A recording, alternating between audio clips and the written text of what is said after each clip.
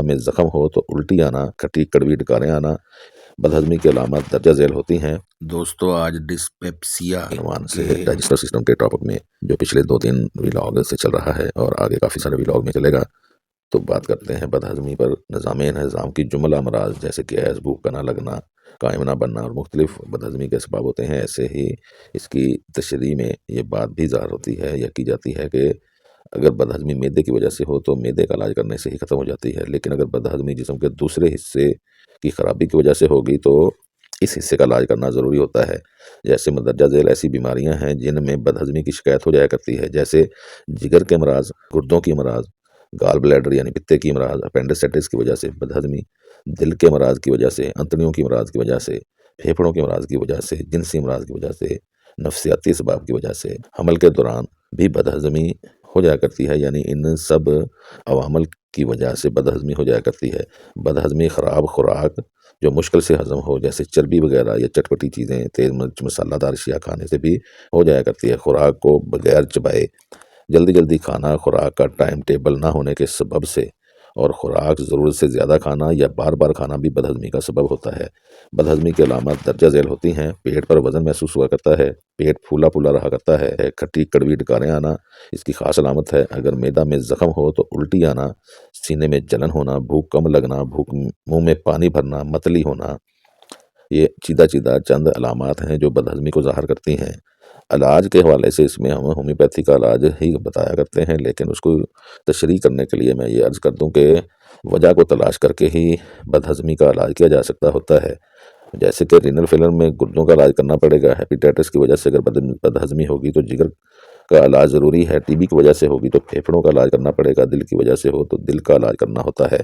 اب میں بات کروں گا بدہضمی کی علامات پر ہومیوپیتھک ریمیڈیز کون سی کن علامات پر کام کرتی ہیں۔ پہلے چند ادویات میں بتا دیتا ہوں جو بدہضمی پر زیادہ کام کرتی ہیں، جیسے کہ abies canadensis, abies nigra, anacardium antim crud, argentum nitricum arnica, arsenicum album, bryonia bismuth, carbo veg, carduus, cinchona, coca, chelidonium, colchicum, carbolic acid, cyclamen, dioscorea, graphites, hydrastis, ignatia, پیکا، kali bichrom, kali carb, lachesis, lobelia, lycopodium, merc sol یا merc کے باقی مرکبات، natrum carb, nux moschata, nux vomica, phosphorus, pulsatilla, robinia, sepia, sulphur.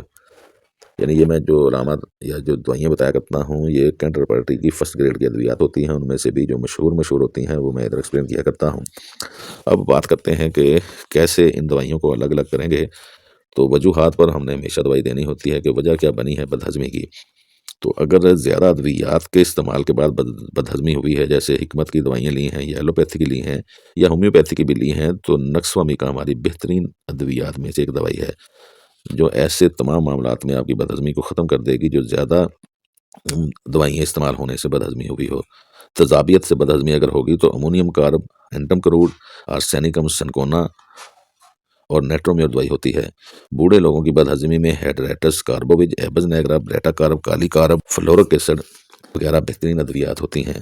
Beer پینے سے یعنی شرابی لوگوں کی جو بیئر پیتے ہیں ان کے لیے کالی بائی کروم اور نکسومیکا دوائی ہوتی ہے۔ روٹی کھانے سے اگر بدہضمی ہوتی ہے تو اینٹم کروڈ، برائیونیا، لائکوپوڈیم اور نیٹرومیور دوائی ہوا کرتی ہے۔ کلچے سے یعنی نان سے یا چربی سے اگر بدہضمی ہوتی ہے یعنی گوشت اور چربی والا فوڈ کھانے سے، چربیلی چیزیں کھانے سے، تو پلسٹیلا، کلکیریا اور کالی میور دوائی ہوا کرتی ہے۔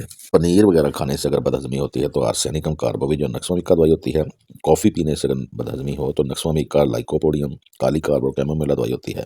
بار بار یا زیادہ بدہضمی ہو، اکثر ہی بدہضمی کے شکار لوگوں کے لیے نکسومیکا، سنکونا بار، کاربوویج اور کالی کارب دوائی ہوتی ہے۔ اس میں بھی تھوڑا سا میں تشریح کر دوں۔ کالی کارب بوڑھوں کے لیے، کاربوویج جن کا بلڈ پریشر کم ہوتا ہو ان کے لیے، سنکونا بار جن کو بہت زیادہ کمزوری ہوتی ہے، خاص طور پر ایسی فیمیل جو بچوں کو دودھ پلا رہی ہوتی ہیں ان کے لیے بہت ہی اعلیٰ کام کرتی ہے، اور نکسومیکا کے اپنے مخصوص سمٹم ہیں۔ پارا پیدا کرنے والی خوراک سے اگر بدہضمی ہو تو پلسٹیلا، لائکو اور چینا دوائی ہوا کرتی ہے۔ پھل کھانے سے بدہضمی ہو تو آرسینیکم، چینا، پلسٹیلا اور ایٹرم البم دوائی ہوتی ہے۔ گٹھیاوی امراض کی بدہضمی یعنی جوڑوں کے درد والوں کی بدہضمی کے لیے کالچیکم، نکس موساکاٹا، تھوجا، چینا اور اینٹمٹاڈ بہت ہی اعلیٰ دوائی ہیں۔ کچھ لوگوں کو یہ شکایت ہوتی ہے کہ جی گرمیوں میں بدہضمی رہتی ہے بہت زیادہ، تو اینٹم کروڈ اور برائیونیا دوائی ہوتی ہے۔ برف کے پانی یا آئس کریم سے بدہضمی ہو تو پلسٹیلا، آرسینیکم، کاربوویج، ایپیکا، کالی کارب، نیٹرم کارب دوائی ہوتی ہے۔ بیبی فیڈ کرانے والی عورتوں کی بدہضمی کے لیے سنکونا بار یعنی چینا ہوتی ہے۔ گوشت کھانے سے اگر بدہضمی ہو تو کاسٹیکم، ایپیکا، پلسٹیلا سلیشیا کالی برومیٹم بہترین ادویات ہیں۔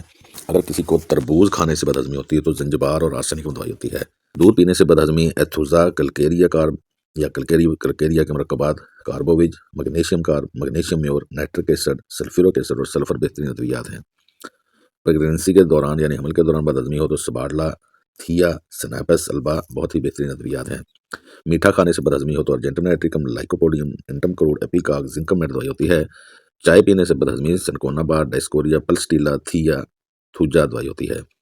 تمباکو نوشی کرنے والوں کے لیے یا تمباکو کھانے والوں کے لیے ان کی اگر بدہضمی ہوتی ہے تو نکسوامیکا، سیپیا، ایبز نیگرا دوائی ہوتی ہے۔